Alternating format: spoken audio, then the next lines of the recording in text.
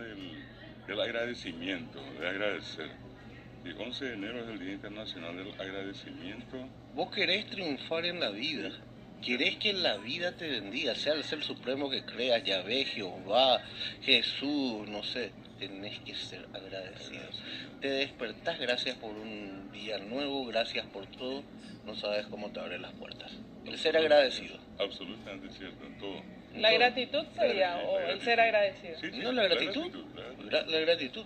Y también, esto le va a gustar a ustedes y me gusta a mí, le va a gustar a todos, el día de planificar las vacaciones, por lo menos planificar, que aquí hoy es a la el práctica día. se convierte en realidad ya es otra cosa.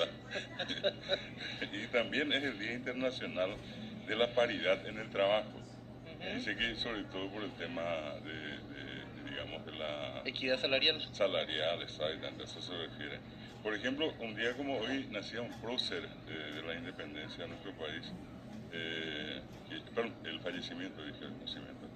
El fallecimiento del presbítero y prócer José Agustín Molas, en 1827. Nombre ya no muy recordado, uno siempre dice Yegro, Francia, Caballero, Iturbe, Molas Sí. y otro... ya entra por allí el resto, ¿verdad? Claro. Juana de Lara, bien. Bueno, Juana de Lara, se hizo justicia con ella en este bicentenario. Recuerden que históricamente a Juana de Lara se la presentaba como la mujer que trajo el ramillete. de flores. El ramillete de flores. Lo único que hizo en la independencia fue agarrar un ramillete y dijo, esta va a ser la bandera paraguaya. Después de ahí se tomó. Increíble. Sin embargo, fue la conspiradora número uno. Número uno, sí. ¿Y vos sabés por qué era la conspiradora número uno? Ella fue la que llevó el mensaje, ¿verdad? Claro, que pues, se tenían que rendir. ¿Y por qué era la conspiradora? Porque era la encargada de la iglesia, era la mayordoma de la iglesia. Entonces en la iglesia nadie iba a sospechar y la gente iba supuestamente para rezar y le daba los mensajes a ella repartía los mensajes. Ella era así. Imagínate la estrategia, desde la iglesia. Claro. Bueno, y también es, además de Molas, ¿verdad? El nacimiento de un expresidente paraguayo que asume tras el asesinato de otro. Era en la época de la posguerra 70. Y estamos hablando de José Higinio Uriarte, que subió al poder luego de la muerte de Juan Bautista Gil. Juan Bautista Gil es el hijo de la que el año pasado el Ministerio de Educación eligió como mujer homenajeada en las promociones de egresados, que era Escolástica Barrios de Gil. Y ella fue la ¿Liberales, madre. verdad? Bueno, eso no había tenido partido liberal ni colorado. ¿Qué año? Eso ya hablamos de la posguerra del 70, todavía. por 1870 y un poquitito más. Antes de los partidos. Antes, inclusive le sucede, era su vicepresidente Higinio Uriarte.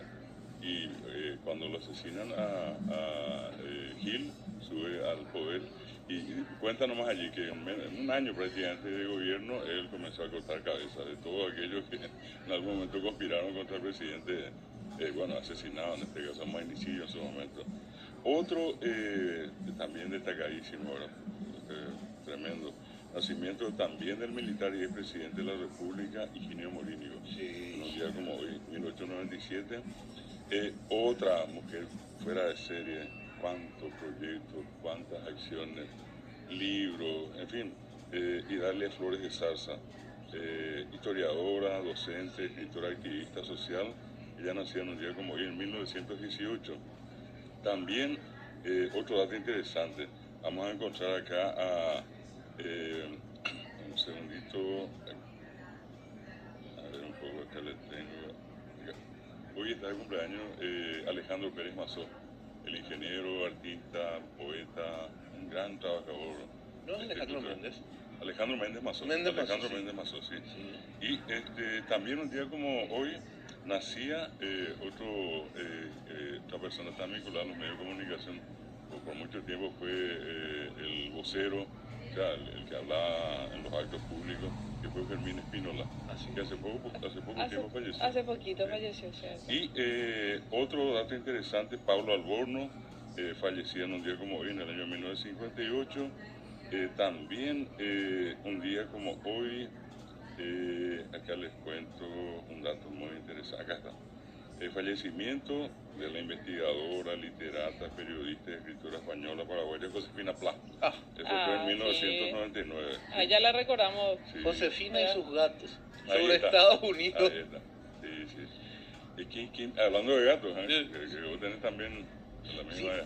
pero Pero imagínate. ella tenía una cantidad, era No. una colonia de gatos, ¿no? Colonia Hasta era ahora- poco. Sobre Estados Unidos su vivienda y tiene La la placa. placa donde dice aquí vivió Josefina Pla. Recuerdo Blanca López. Le había hecho una entrevista. Muy bonita Blanca López. Empezaba el periodismo. Después le hizo una entrevista por una placa de reconocimiento. Josefina Pla tenía un carácter muy especial. ¿De qué me sirve esta placa? Es cierto, ¿de qué le sirve? ¿Cierto? ¿Y quién vive en su...? Ay, Creo que el hijo está viviendo. Seguramente, pero uno de los, digamos, O el nieto, no sé el quién. más próximo, por mucho tiempo fue el que fue senador Campos Cervera. Sí. Él andaba mucho con ella, tampoco una botella también en algún momento, ¿verdad?